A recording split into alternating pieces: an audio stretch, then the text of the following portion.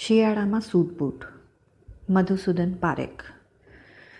શિયાળાના સુસવાતા દિવસો શરૂ થયા. મહિનાઓથી કબાટના લોકડાઉનમાં બંદીવાન ગરમ કપડાં માટે હવે લોકઅપ શરૂ થયો.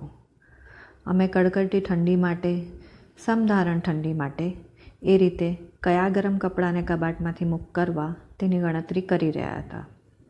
એકાદ બે સ્વેટર કે બંડી કે એવું ગરમ કાપડ ખરીદવાની તૈયારી હતી. એવામાં એક દિવસ શિયાળાની શુભ સવારે અમારે ત્યાં કુરિયરથી એક મોટું પાર્સલ આવી પડ્યું. નવાઈ લાગી. મોટું મસ્ત પાર્સલ કોનું હશે? કોના તરફથી હશે? પાર્સલને આડું ફેરવતા મોટા અક્ષરે ચિતરાયેલું નામ વાંચ્યું. ગોવિંદભાઈ પટેલ. તરત પરખાઈ ગયા. અમારા જ સંબંધી. બીડી તમાકુનો ધંધો ચલાવતા હતા. થોડા વર્ષોથી વધુ તક માટે આફ્રિકામાં સ્થગિત થયા હતા. પાર્સલ એવું તો ચારેકોરથી પેક હતું કે એને ખોલતા એની પટ્ટીઓ છોડતા પરસેવો છૂટી જાય. એવા મજબૂતીના કામો માટે અમારો નોકર પૂનમ ભલે કાળો મેષ પણ કામયાબ હતો. નર્યો બાહુબલી. અમે એની જ રાહ જોતા હતા. રાબેતા મુજબ લેટ લતીફ આવ્યો. અમે એનો પ્રવેશ થતાં જ આવી પડેલા પાર્સલ સામે આંગળી ચીંધી. બાહુબલી ખુશ. એને તોડફોડનું કામ મળે એટલે પોરસ ચડી જાય. બધા કામને હાસ્યામાં રાખીને અમે એને આ નવી ડ્યુટી પર કામે લગાડ્યો. રસોડામાંથી સાણસી, કાતર ને ક્યારેક પડેલી હથોડી લઈને મચી પડ્યો. ફાટફાટ જાડી પટ્ટીઓ તૂટવા લાગી. જીવતું જાગતું પાર્સલ 15 મિનિટમાં તો એના મરણતોલ ફટકાથી લગભગ ઢળી પડ્યું. એણે જોરથી પાર્સલના ઉપરના ખેંચી કાઢીને બાજુમાં ફેંકવા માંડ્યા. અમે વિસ્મયભરી આંખે પાર્સલમાંથી કઈ કિંમતી સોગાદ બહાર આવશે તેની આતુરતાભરી પ્રતીક્ષામાં હતા. પૂનમે છેલ્લે 2-3 ઝટકા મારીને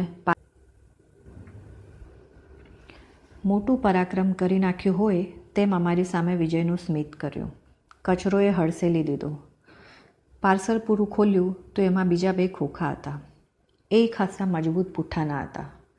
પૂનમે ખોલ્યા તો એક ખોખામાં રંગીન ગરમ પેન્ટ અને ચોકડીવાળા સ્વેટર હતા. અમે નવાઈ પામી ગયા. ગોવિંદભાઈએ ખાસ શિયાળામાં ઉપયોગી થાય તેવી ગણતરીથી પેન્ટ સ્વેટર મોકલ્યા હતા. એમણે ગુણાનું ઋણ વાળ્યું હતું. એ આફ્રિકાથી થોડા દિવસ માટે આવે ત્યારે અમારે ત્યાં વાસો કરતા. 15 દિવસ દેશમાં ઘૂમી આવતા અને તાજા થઈ જતા. અમારી રોજની રસોઈ પણ એમને બહુ ભાવી અને ફાવી ગઈ હતી. આફ્રિકામાં તો આના દર્શન પણ દુર્લભ. ગોવિંદભાઈનો અમારા માટે સદભાવ વધી જતો. એ ગુણ ભૂલ્યા નહીં હોય એટલે એમણે અમારા માટે કે મિત્ર રાજુભાઈ માટે શિયાળાની આ મસ્ત મોંઘી ગિફ્ટ મોકલી. અમે ખુશ થઈ ગયા. ગોવિંદભાઈને ભાવપૂર્વક યાદ કર્યા. ગુણવાનનારા મિત્રો પણ બહુ થોડા હોય છે. ગુણ ના ભૂલે એવા વિરલા તો થોડાક જ. અરે કોઈક જ. ગોવિંદભાઈ એમાંના એક હતા. ગૃહિણીના આનંદની સીમા ન રહી. મને કહે, હવે શિયાળામાં તમને કશી તકલીફ નહીં. આ ગરમ પેન્ટ અને સ્વેટર બંને તમારા બોડીગાર્ડ. અમે બંનેને હાથમાં રાખી આમ તેમ ફેરવીને આનંદ માણ્યો.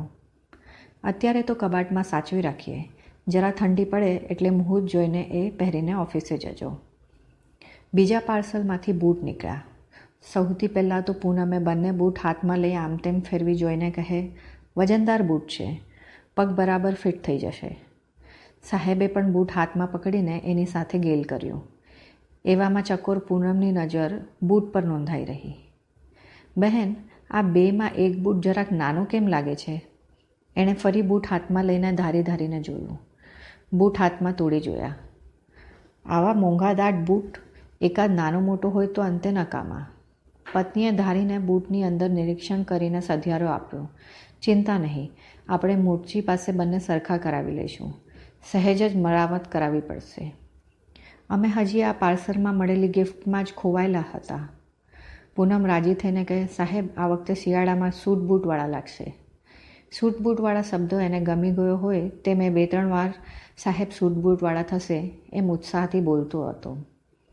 પાર્સલમાં આવેલી મોંઘેરી ગિફ્ટ કેવી માવજત કરવી એનો જરા વિચાર કરતા હતા. પત્નીએ સ્વેટર હાથમાં લઈને આમ તેમ ફેરવી જોયું. જરાક ખભેથી ટૂંકું લાગે છે. એ શરૂમાં ફિટ લાગે પણ પછી બરાબર આવી જશે. મને કહે, હવે આખો શિયાળો તમને ઠંડીમાં બોડીગાર્ડ મળી ગયા. અમે ઉત્સાહમાં હતા ત્યાં કોઈ 2-3 સંબંધી દૂરથી આવતા જોયા. પત્નીએ તાબડતોબ પૂનમની મદદથી પાર્સલને કબાટ પર ચડાવી દીધું. સંબંધી ભલે આવ્યા, વાતો કરી, પણ પાર્સલમાં આવેલા સૂટ બૂટ અમારા મનમાં રમતા જ રહ્યા.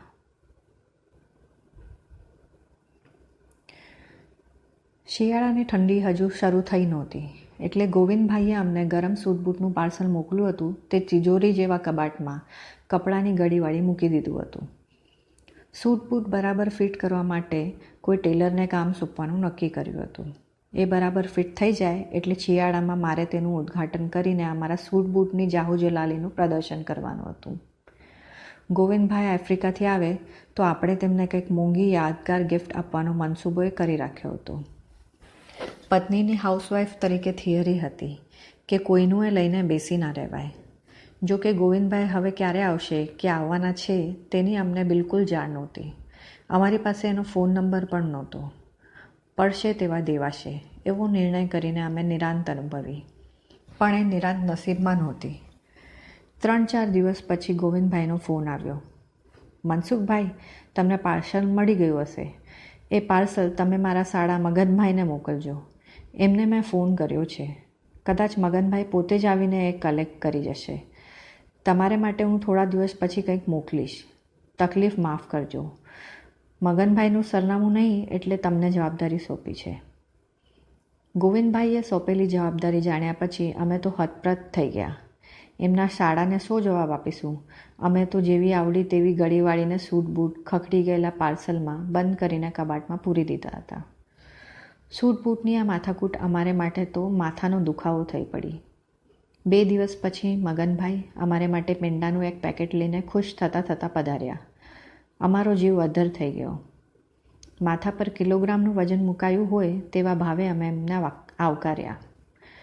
મગનભાઈ ખુશ થતાં બેઠા. અમારા ગોવિંદભાઈએ તમને તકલીફમાં મૂકી દીધા. મને ફોન પર સરનામું પૂછાવ્યું હોત તો મને જ સીધું પાર્સલ મળી જાત.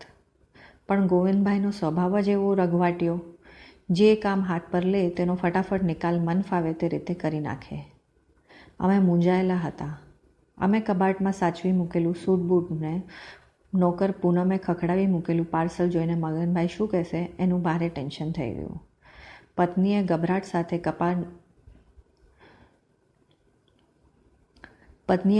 સાથે કબાટમાંથી પાર્સલ બહાર કાઢવા માંડ્યું.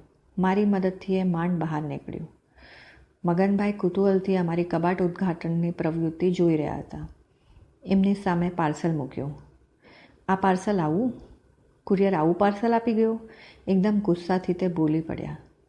અમારે મગનભાઈને સાચી હકીકત કહેવી પડી.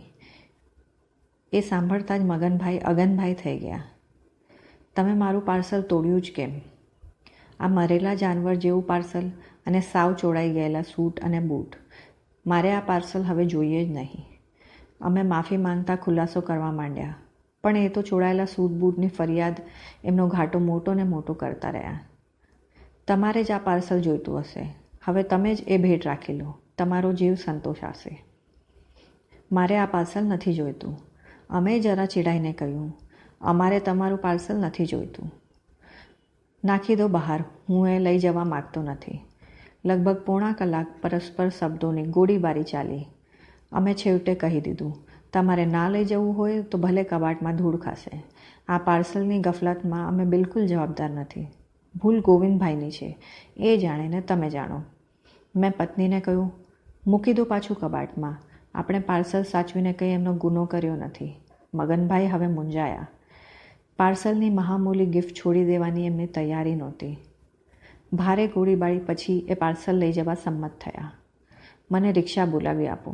અમે ના છૂટકે એમ કર્યું. મગનભાઈએ અગનઝાડ ફેલાવતા મરેલા જાનવર સાથે સરખું